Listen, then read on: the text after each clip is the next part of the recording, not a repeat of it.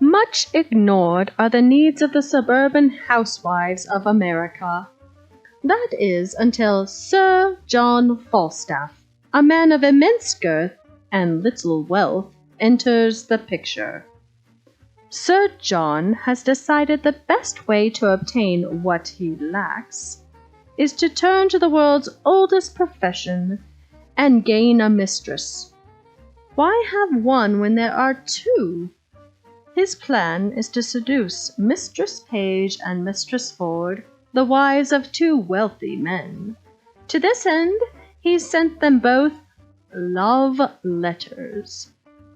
Will his words land both ladies hook, line, and sinker, or will he merely be a cold fish?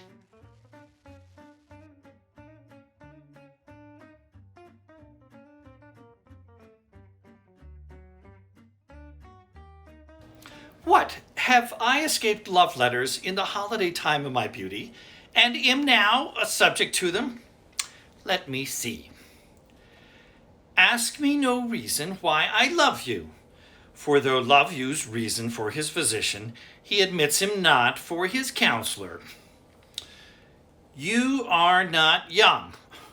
No more am I. Well, go to then. There's sympathy. You are married, so am I. Then there's more sympathy. You love sack, and so do I. Would you desire better sympathy? Let it suffice thee, Mistress Page. At least if the love of a soldier can suffice, that I love thee. I will not say pity me, 'tis not a soldierly phrase, but I say love me. By me, thine own true knight, by day or night or any kind of light, with all his might for thee to fight. John Falstaff! What a Herod of jewelry is this? O wicked world! One that is well nigh worn to pieces with age, to show himself a young gallant. What unweighed behavior hath this Flemish drunkard picked, with the devil's name, out of my conversation, that he dares in this manner assay me? He hath not been thrice in my company. What should I say to him? Why, then, I was frugal with my mirth. Heaven forgive me. I will exhibit a bill in the Parliament for the putting down of men. How shall I be revenged? For revenged I shall be, for as sure as his guts are made of puddings.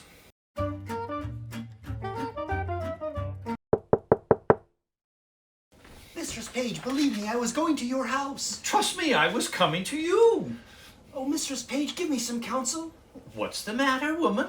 Oh, woman, if it were not for one trifling respect, I could come to such honor.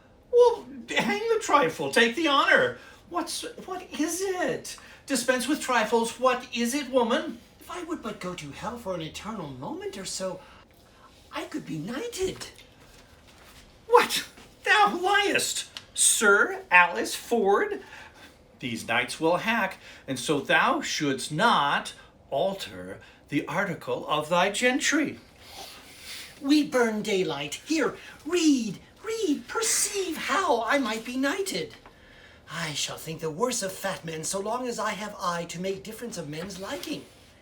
And yet he would not swear, praised women's modesty, and gave such orderly and well-behaved reproof to all uncomeliness that I would have sworn his disposition would have gone to the truth of his words.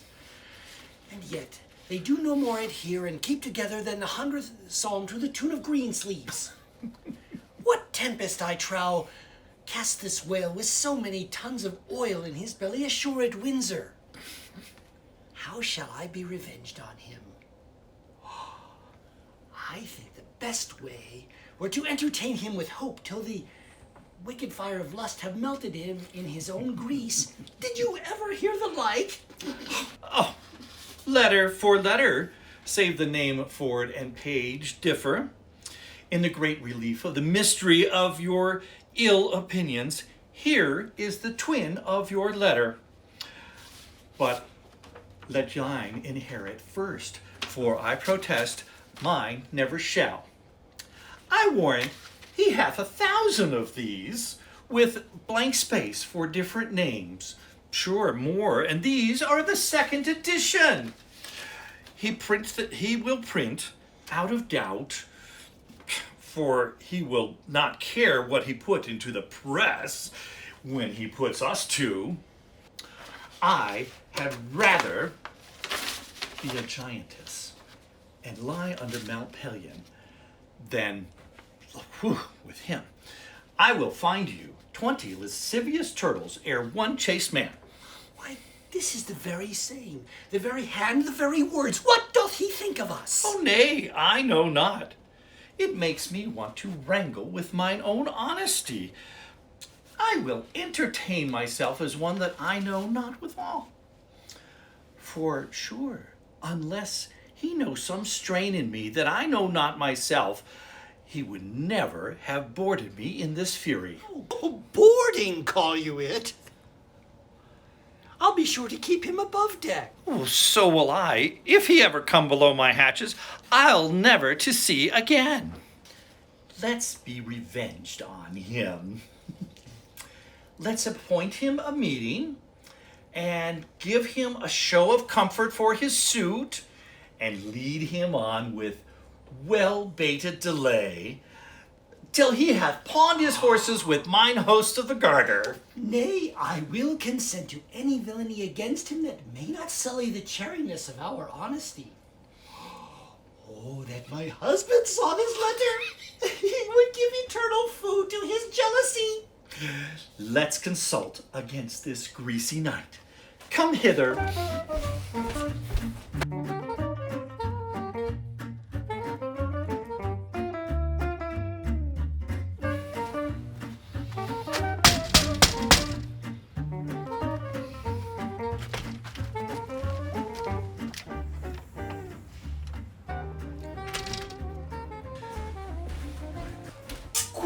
Quickly, the buck basket. I warrant. Give your men the charge. We must be brief. I have told him over and over they lack no direction.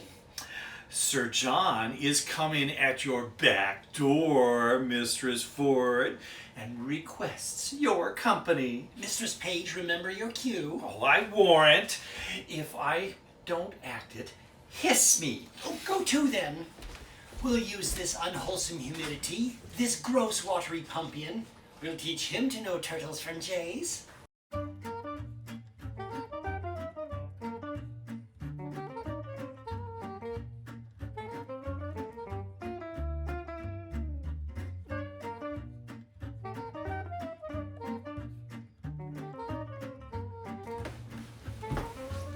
Have I caught thee, my heavenly jewel? Why now let me die, for I have lived long enough. This is the period of my ambition. Oh, this blessed hour. Oh, sweet Sir John. Mistress Ford, I cannot cog. I cannot prate, Mistress Ford. Let me sin in my wish. I would thy husband were dead. I'll speak it before the best lord. I would make thee my lady. Ah, your lady, Sir John. Why, alas, I should make a pitiful lady. Let the court of France show me such another. I see how thine eye would emulate the diamond. You have the right arched beauty of the brow that becomes the ship tire, the tire valiant, or any tire of Venetian admittance. Ah, plain courteous, Sir John, my brows become nothing else, nor that well neither. Thou art a traitor to say so. If fortune thy foe were not, nature thy friend, thou canst not hide it. There is no such thing in me. What made me love thee? Let that persuade thee there's something extraordinary in thee. I cannot cog and say thou art this and that, like many of these lisping hawthorn buds that come like women in men's apparel and smell like Bucklesbury in simple times. I cannot. But I love thee, none but thee, and thou deserve it. Do not betray me, sir. I fear you love Mistress Page. You might as well say I like to walk by the counter gate, which is as hateful to me as the reek of a lime kiln. Well, heaven knows how I love you, and you may one day find it. Keep in your mind, I'll deserve it. Nay, I must say, so you do, or else I could not be in that mind.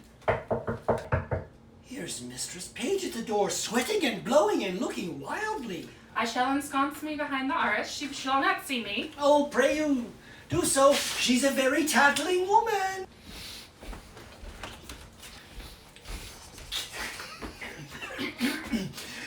Why, what's the matter? How now? Oh, Mistress Ford, what have you done? You are shamed. You're overthrown. You're undone forever. Why, what's the matter, good Mistress Page? Well a day, Mistress Ford, having an honest man to your husband, to give him such cause of suspicion. Oh, what cause of suspicion? What cause of suspicion? Out upon you! Oh, how I have been mistook in you! Why, alas, what's the matter? Your husband's coming hither, woman, with all the officers in Windsor to look for a gentleman that he says is here in the house by your consent to take ill advantage of his assents. You are undone. Oh, 'tis not so, I hope. Oh, pray heaven it is not so that you have such a man here. But 'tis certain that your husband is coming with half Windsor at his heels to look for such one. If you know yourself clear, why, I am glad of it. But if you have your friend here, convey him away. Be not amazed. Call all your senses to you. Defend your reputation, or bid farewell to your good life forever. Well, what shall I do? There is a gentleman, my good friend, and I fear not mine own honor so much as his peril. And I would rather than £1,000 he were out of the house. For shame! Neither stand you had rather and you had rather. Your husband's here at hand. Bethink you of some conveyance. In the house you cannot hide him. Oh, how have you deceived me! Look, here's a basket. If he be of any reasonable stature, he may creep here in and throw foul linen on him as if going to bunting. Or if it is whiting, send him by your 2 men to dash it mead. Why, he's too big to go in there. What shall I do? Let me see it! Let me see it! All in! Keeping your friend's counsel, all in! Sir John Falstaff, are these your letters, knights? I love thee. Come, help me away before I get...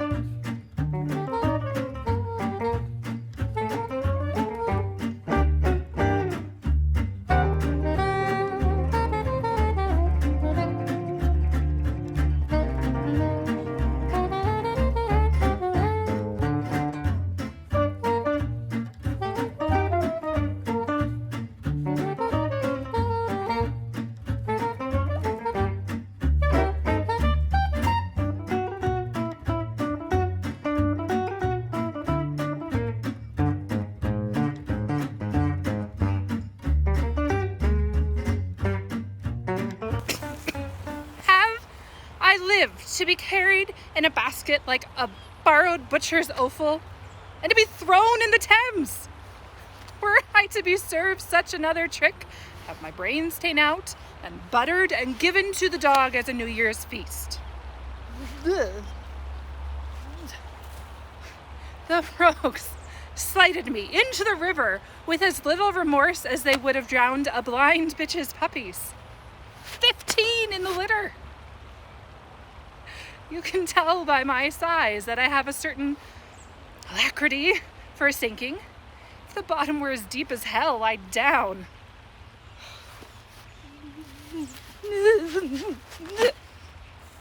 I had drowned. Well, the shore was shelvy and shallow. Death that I abhor, for the water swells a man. What a sight I would have been if I had been swelled. I would have been a mountain of a mummy.